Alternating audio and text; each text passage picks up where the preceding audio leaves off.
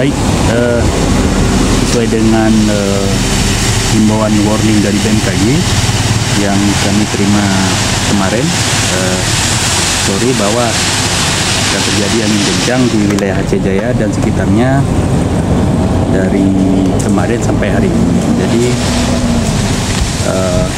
kami tetap waspada, dan tadi pagi kejadiannya habis subuh kita didera angin kencang di beberapa lokasi, ada yang membakar pohon termasuk di daerah Pasilua dan sekitar komplek Pemda.